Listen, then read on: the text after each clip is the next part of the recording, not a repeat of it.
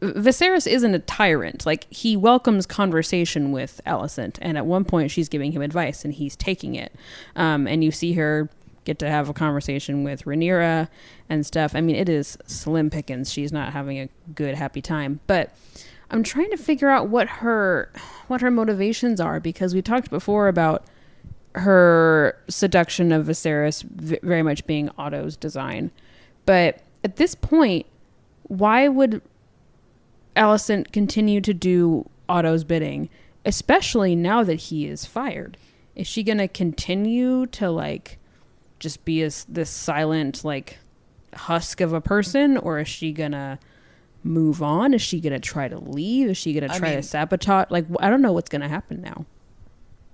I feel like that's going to be a big part of the next episode, is what is the fallout of that, right? Because Alicent is so closely tied with Otto, you know, how do they recover from that? Where does she go from here? But, you know, I don't know that her arc so far has just been her being, you know, a despondent, essentially child bride, right? I think her arc is grappling with being basically thrust into this position of, oh, hey, you're queen now.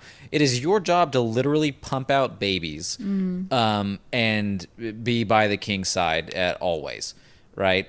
Even though she's not super into him, the only reason she was there initially, I think she's got some feelings for him, but the only reason she was there initially was because her dad made her, right? And now she finds herself, and she has to just sit there and be a baby factory. And they talk about this a little bit in the episode. Rhaenyra sort of rubs her face in it a little bit. Yeah, accidentally, but yeah. And I think, yeah, she didn't necessarily mean to. It was a thoughtless, comment, but that was the impact that it had on Alicent. And I don't know where she goes from here, but maybe her arc is finding her place beyond that. Maybe this episode was sort of the spark of, there must be something more than, you know, just being here for the king, right? And there better be, because as us and all of the viewers know, we think that Viserys is in some danger, right? Well, and she's we see her overhear that conversation with Otto and Viserys when Otto's telling him about the stuff with Daemon and Rhaenyra. And we see her not just like accidentally, oh no, I overheard, but like she is intentionally eavesdropping. And so I'm wondering what other conversations she's overheard and what she's doing with that information. And because she even makes a comment like, well, I don't really have many friends lately, which I believe is true, but I want to know what she's doing, what she's up to, because I agree, I don't believe that she's just sitting there and being like, well, guess I'm a baby factory now. Like, I think she's shown that she has agency and wants to do something, and she tries to confront Rhaenyra about the situation, even though Rhaenyra flat out lies to her, so that's interesting. But yeah, I want to know what else she's going to try and do behind the scenes versus Rhaenyra, who's so like actively like out in the spotlight. They're kind of are two sides of that coin. Well, I think if Daemon is the most morally gray character that we have on the show, then Alicent is probably the most politically gray, because she has clear loyalties and like genuine feelings for pretty much every faction on the show. She has a good history with Rhaenyra that we see sort of rekindled in this episode, because so many bad things have happened between them, but they're both so isolated and bruised from that that they're kind of okay reaching out to each other. I mean, you can tell they're craving the friendship they used to have. It's never going to be the same, and there's a distance and a lack of honesty between them, but they both want the old thing. And at the same time, she's the only person, I think, in the whole court that Otto trusts and who likes Otto at all. Yeah. So she's his, especially now because she's queen and he's on the outs. She's now his most important ally. And we get that scene of her attending to Viserys's wounds and dismissing all of the other, helper people. And helper people. I couldn't think of the word servants for some reason. Ooh.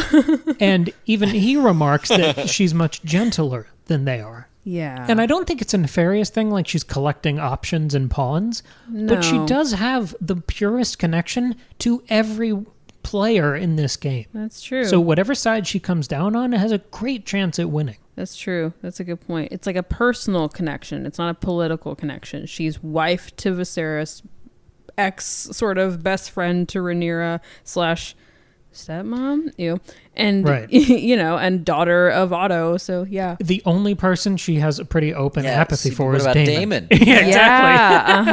Yeah, totally. Yeah, Yeah. so that's really interesting. Yeah, I'm curious to see. She feels like she's sort of like this dark horse that's going to pop up later and do a lot more. So I'm excited for Uh-huh. that.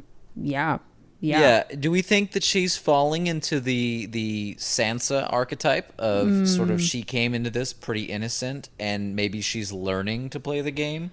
Yeah, I could definitely see that parallel. She has never struck me as naive as Sansa starts out as, just because she's a bit older. Number one, number two. I mean, she's already at court. Like her dad's the hand of the king. She's best friends with the princess. Like she knows what's up. But yeah, she definitely is becoming more and more savvy as time goes on.